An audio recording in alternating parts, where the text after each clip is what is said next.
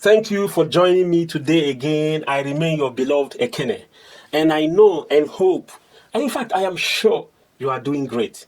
Sit at home period has been wonderful, even though we are hungry, even though it is a torture in some area, but God knows what He has escaped for you.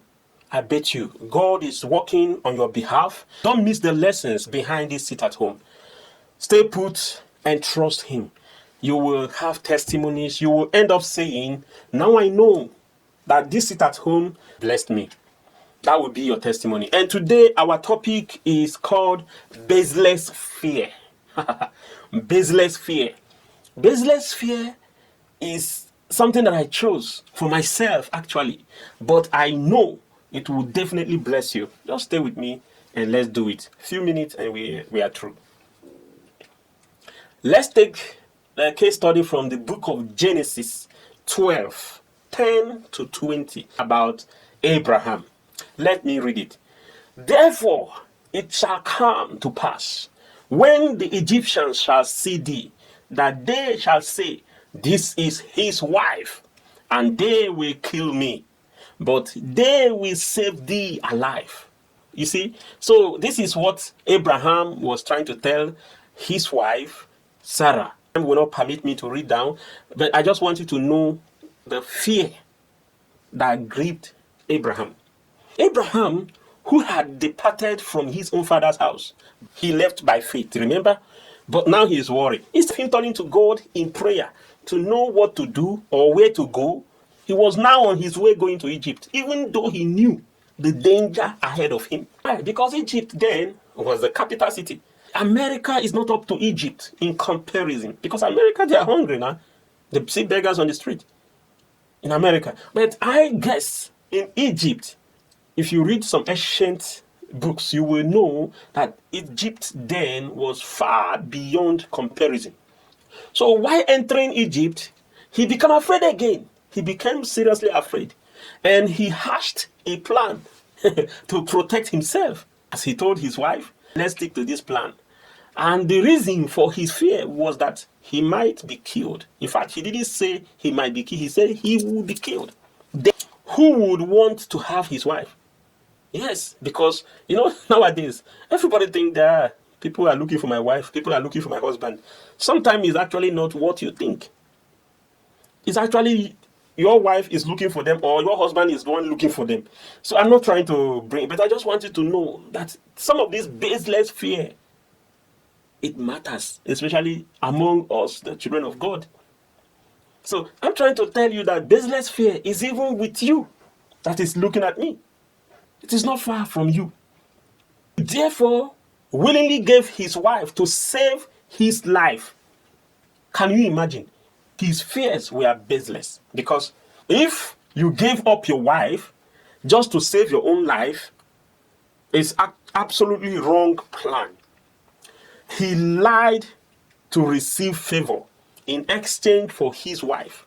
God had to step in, obviously. At this time, God knew, this man that I'm about to use, these are his weaknesses. Because this is what they were known for. God stepped in not only because he wanted to bring judgment upon them for the sake of Abraham, but also to put a stop. Because if Egyptians were actually known for this, and they truly took the wife of Abraham, in other words, they have been known for this. They have been doing it. Yes, that could be your fear that is hearing me. Your fear based on reality and is true. Those things might be true, but that shouldn't make you to go extra mile or to exaggerate what you've heard. The time when Abraham left home, he was in spirit. But at this point, he was in flesh, full of fear. And that is what is happening, especially nowadays that we don't understand what the world is turning into. Who is who? Who shall I be afraid of? You don't know if you should be afraid of the government or are afraid of the black people or the white people or the air that you breathe. This time you don't know who to. The other day my son was coughing. I was like, come on, are you sure this is not cold? Are you sure you are not, this cough is normal? Here we just literally step in for nothing. Yes. Now, at this moment, God stepped in to bring judgment on Pharaoh and his household. The Bible didn't tell us that he slept with the wife of Abraham, but I think they have been doing it. So the duty of what they have been doing is what the judgment is what God is bringing upon them this time. So because sometimes you will do things and get away with it, but there will be a day you will lay hand on an anointed child of God or a blessed child of God. God will bring the judgment of all those sins you've committed, and they will come down as a recompense. Man often entertain baseless fear. That I know for sure. Baseless fear, resulting in pain. Fear whistles down our faith and sometimes introduces complications that land us into a bigger trouble. Can you imagine? Book of Job said that which he had feared now came on him. Be careful. One guy was actually calling us the other day. He went to the hospital. He tested negative. In other words, fear, that which he has been thinking of, came on him. Be careful that what you are thinking always must not come around you. Fear of the future ranks high among issues that create anxiety in people. The future. Even though Bible said we should not be afraid of tomorrow, that tomorrow should worry for himself. Christians nowadays inflict themselves with fears and anxieties.